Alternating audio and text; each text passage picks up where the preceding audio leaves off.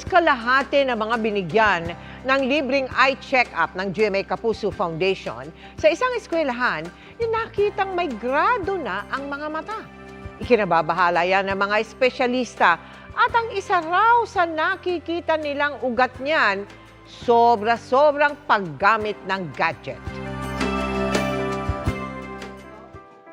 Dahil hindi nakakalabas noong pandemic, paglalaro at panonood sa gadgets ang naging libangan ng 7 taong gulang na si Margox mula sa Tarlac.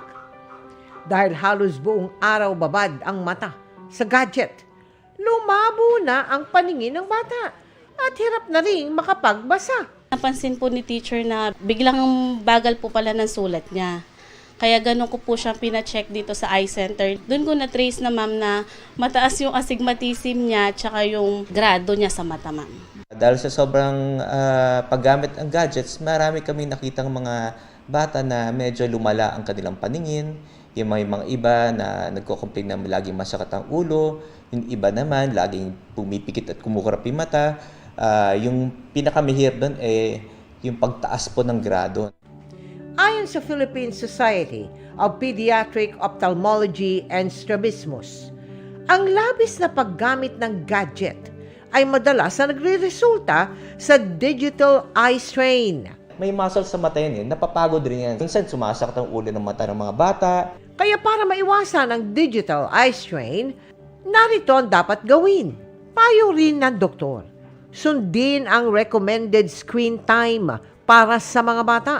At bilang pakikiisa sa Sight Saving Month, nagsagawa tayo ng eye examination, katuwang ang Vision Express sa mga mag-aaral ng Sampaloc Elementary School, Maine, sa Sampaloc sa Quezon, sa ilalim ng ating Kapuso 2020 Eye Project.